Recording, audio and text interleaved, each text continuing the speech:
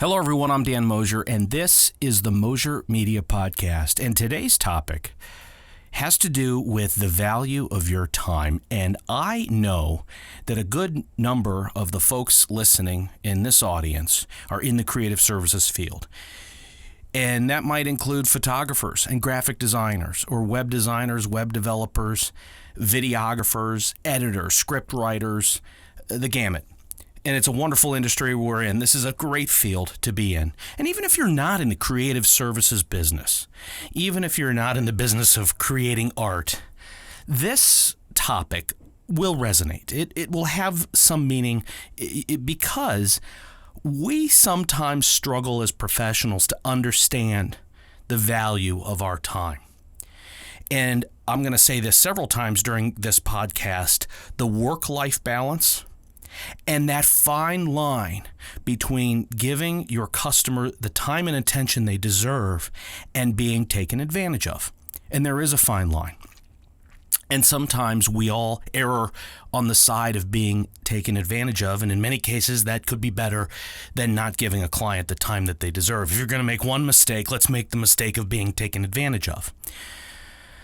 But I want to start with a quick story about a young college student at the counter of the auto repair shop. And this goes back several years when I would drive through Akron to get to the University of Akron, and there was an auto repair shop on campus. And this young college student, this young lady, had out in the parking lot a 70s style station wagon with the wood on the side and the back seats that face backwards and what we would call the way back. When we were kids, you got to sit in the way back and you'd be car sick from riding backwards in one of these old, maybe this was a Ford LTD station wagon or something like that. And I remember having one when I was a kid, and this young lady loved this car. You could tell she loved this car, but this mechanic at the counter is trying to explain to her the cost of the repairs and what is involved in keeping this 1970-something car on the road. And she clearly had an emotional attachment to the car, and clearly she did not want to accept that it was going to be expensive to keep this thing on the road. And the situation I'm in is I'm waiting to pay for my gas. I'm listening to this conversation, and the young lady's crying, and she says to the mechanic, as she's paying her bill, she's laying out a bunch of cash onto the counter. And she's crying, and she's saying to the mechanic, "You're taking all of my money." And the mechanic looked at her as quick as could be and said, "You're taking all of my time."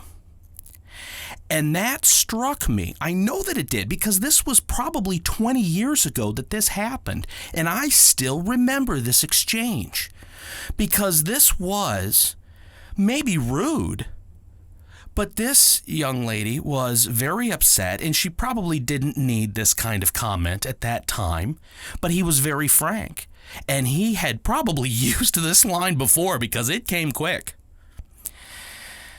And it struck me right then and there that he, while probably not good at delivering news or good at bedside manner, he was probably right. And, the college student probably didn't understand what his time was worth, that his time has value, that there's other customers waiting, that there's other customers that need his time to fix their cars. We all need somebody to keep us on the road. And we have to think about what our time is worth. I frequently work with college students. I frequently work through our internship program and being involved in the universities in the area and video production programs.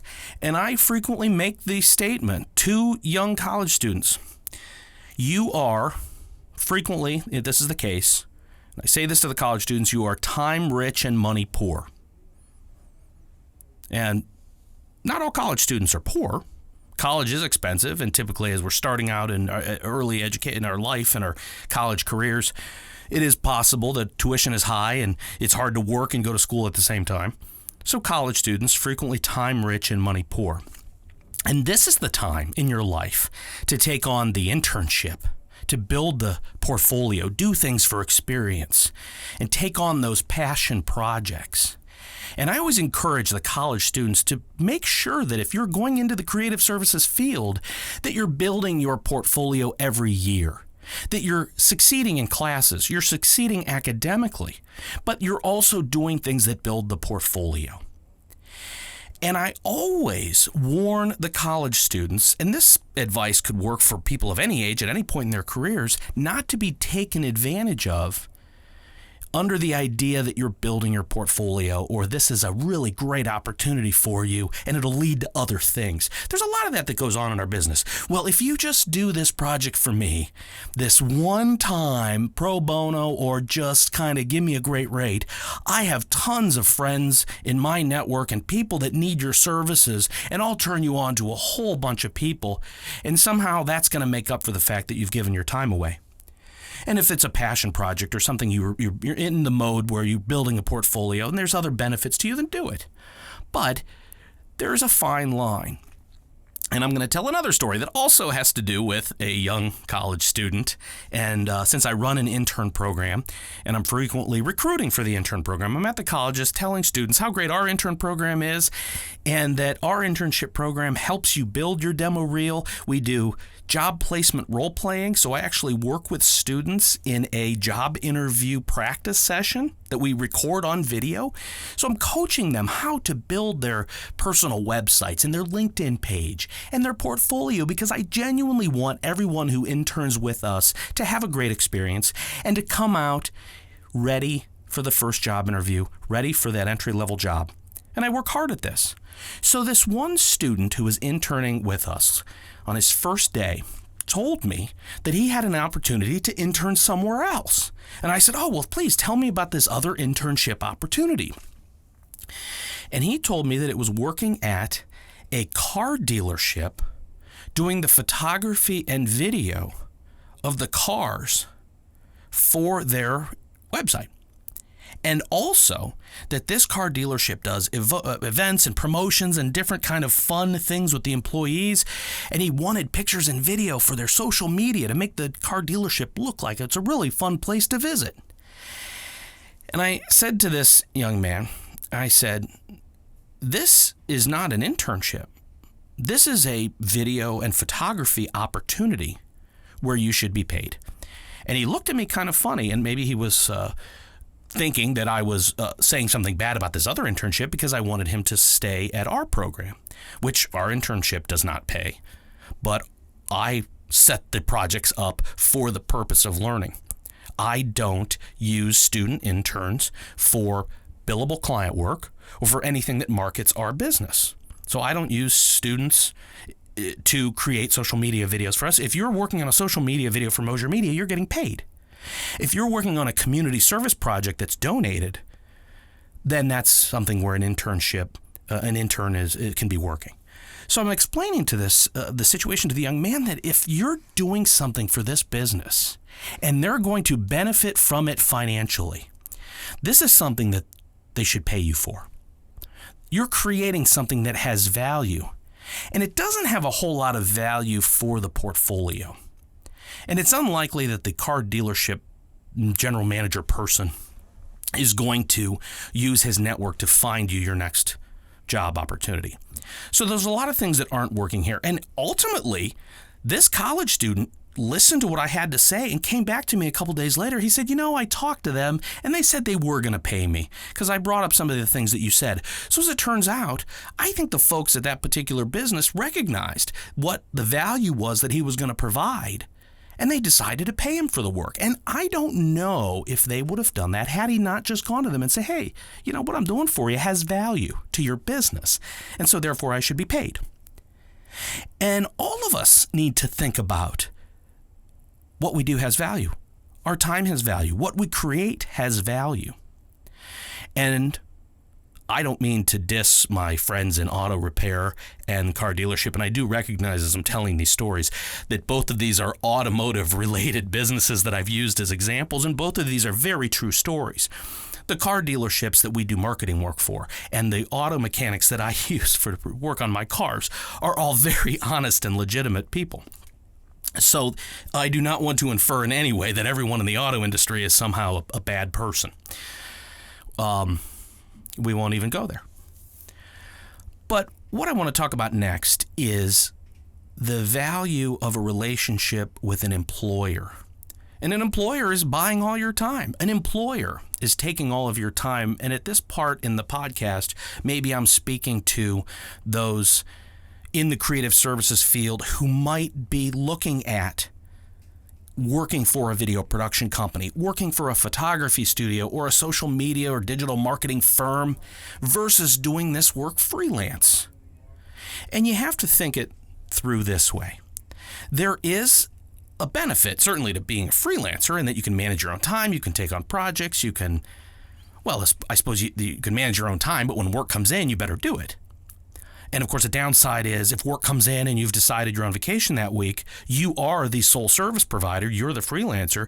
That client is either going to not do that project at that particular time or find somebody else. The benefit of working with a team, letting an employer buy all of your time. If they're going to employ you 40 hours, 45 hours a week, they're going to buy all your time. They're buying in bulk.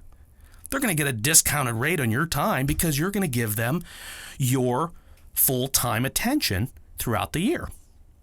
And the benefit of being a part of a team, the clients will be there even if you take the day off. So when you're working as part of a team, unlike being a freelancer, that if you have a vacation week, others can fill in for you. And the client will stay. The client will stay with the team. And of course, there's the issue of time management. So if something were to come up or you have a workload that's too great, you might be able to turn to a coworker and say, hey, I've taken on a little too much right now. Would you have time to edit this project for me? Or could you go through all these pictures and do the selects for me? Or could you do the Lightroom and Photoshop work over here? Whatever it is. The benefit of that team to support you. And ultimately what that can help with is that work-life balance. Life changes. You could decide someday you want to get married, you want to have kids, you want to take a sabbatical and go 2 weeks somewhere on a wild road trip out west and ride motorcycles through the desert. I mean, you just might reach a point in your life, maybe somebody in your family gets sick. You want to spend some time with your mother or your grandmother or somebody that you love and care about. And you say, I need to take a couple weeks and work on me. I need to, any number of things. And that work-life balance is important. And I'm going to suggest it's easier to have that work-life balance if you're part of a team. I'm going to share another story that has to do with the idea of why you might want to be a business owner. And one of the advantages of being a business owner, at least from my point of view. And perhaps this podcast might have audience members who are business owners. And so a lot of my talks are geared towards those in the creative field, like I said, freelancers or creatives that want to go down this route over here. But what if you work for a creative services company, or what if you want to start one and be the owner? And I have, in my decades of being, an adult, let's say, had interactions with all kinds of business owners, and the small business just fascinates me. I just love the idea of a small business. And one of the advantages of being the business owner is that you can pick and choose the projects that you work on. Now, we all have things that we don't want to do that we have to do. We have responsibilities. The payroll has to be made. The bank accounts need to be in order. You can't let your, credit card accounts run amok. You can't let the business. There's financial things you need to do, a number of things you need to do to keep your business in business. And if you don't like the bookkeeping, you don't like the finances, you still have to do that, or find someone, hire somebody, recruit somebody to do it for you. But the ultimate idea here is that business owners like to work on what they want to work on. That's one of the advantages of being the business owner. You can hire people to handle other things for you. I want to tell the story of a gentleman I know and did a ton of video work for when I was younger. He owns a greenhouse. He owns a business that is very impressive, a nursery. And they sell the shrubs and the tree. I've purchased arborvitaes. I've purchased flowers. I go in there on Mother's Day, and I like to buy stuff from him. And, the bouquet of, I like to get my mom the potted plants or different things for her backyard and the deck and all this stuff on Mother's Day. So And he's seasonal. So he's open, March or April through, right now, let's say through November. And he enjoys taking January and February, and he travels the world. But while he's at his nursery, while he's in the greenhouse, he likes to tinker with his projects. And I don't know anything about, making different kinds of plants, or he studies the best way to keep lots of plants alive and come up with whatever the Miracle Grow products are, and different ways to really make the green plants look as green as they can be. Clearly, I know nothing about any of this. And the problem is, all of us who like plants or want our yards to look nice, I want my house to look nice, I want trees, we want to talk to him when we go to the business. When I go in there to buy a bunch of flowers for my mom, I want to talk to him about it because I know him. And I have come to learn and respect over the years that he is not interested in a long conversation about what kind of flowers I should buy, which at first you might think, he owns the nursery. Why wouldn't he want to talk to you about all the problem is, if you look around the place, he's got acres and acres of plants and shrubs and trees and such, and acres of customers there. And what he tried to explain to me one time when I kind of called him out on this, he said, if I worked the floor of this shop, I would never get my projects done because I can't address every single issue. And people come in with some sort of sketch out on a napkin about what they want their home landscaping to look like. And they will stand there and talk to me for an hour. And we have, as part of our business, landscape design. And what these customers want to do is they want to bypass the landscape design fees. He's got a staff of landscape designers, and he's got a team of people that will install or plant. You don't really install plants, you plant plants, right? Okay, I got to get my terminology straight here. But the reality is, he has probably 20 or 30 people moving about the property with bulldozers and moving dirt and loading trees into customers' trucks, and pickup trucks are coming in for this kind of supply, and the sweet old ladies are off in the corner picking out their plants, and he's got wonderfully talented and knowledgeable employees helping all of these customers.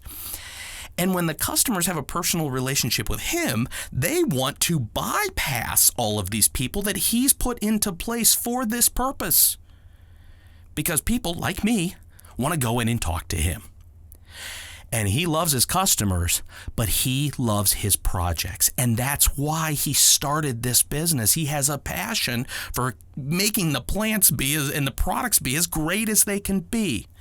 And he cannot get any of this work done, especially on a Saturday or a Sunday, Mother's Day. You're in there shopping and the place is packed. It's just packed. And so I get it.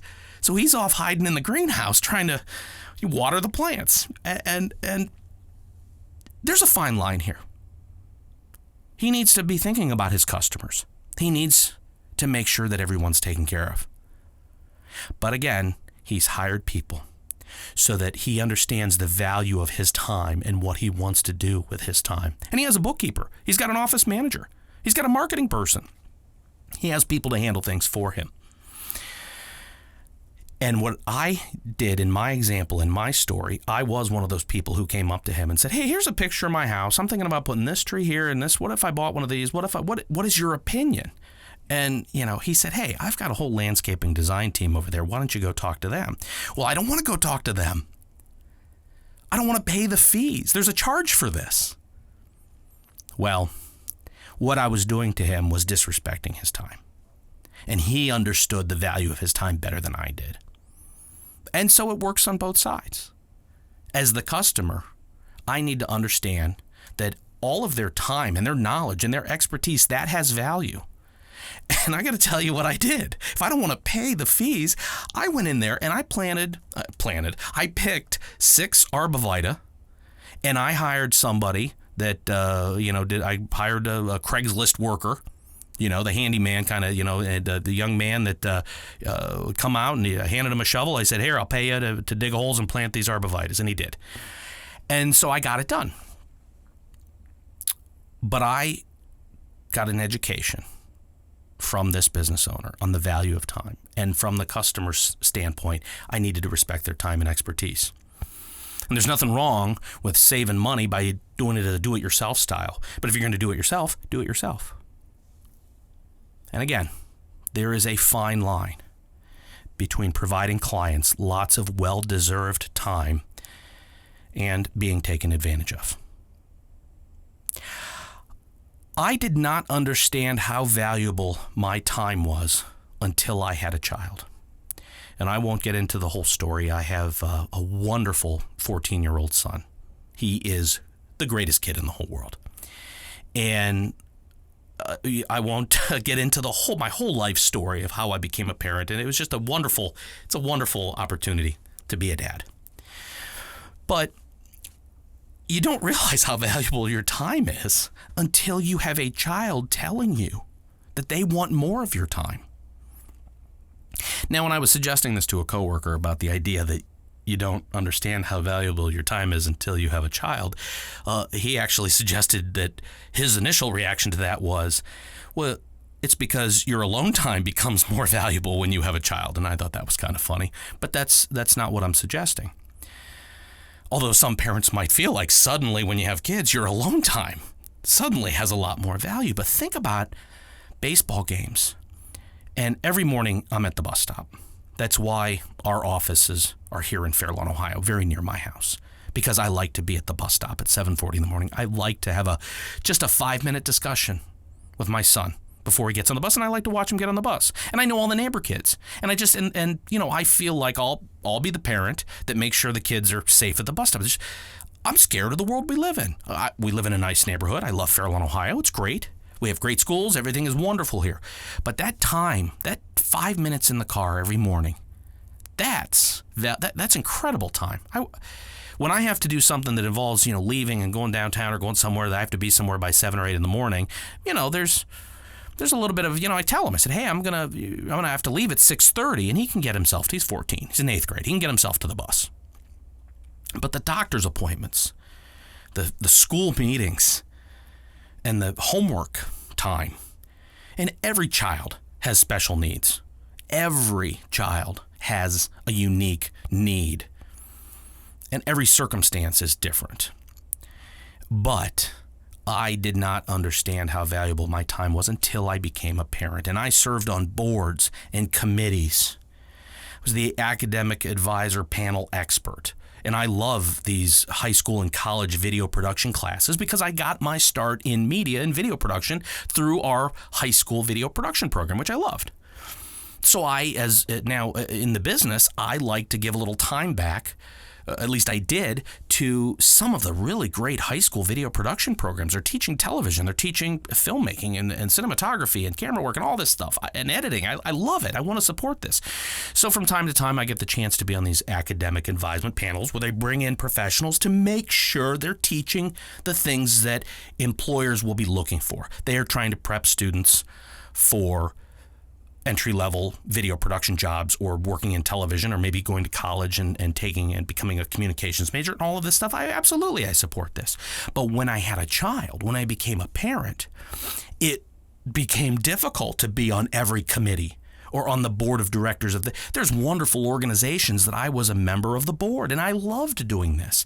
But I had to give some of this up. There's no way to make the meeting with the teachers and principals and all of that, or be at the baseball games and you have to pick one or the other. And not that my time didn't have value before, but I really became aware of what my time was worth when I became a parent. And I also made being a parent a priority over all of these other things. It's just my own personal choice. One thing that's odd about this that has struck me a couple of years after I really dropped off of committees and boards and academic advisement panels is that I noticed it hadn't changed our business.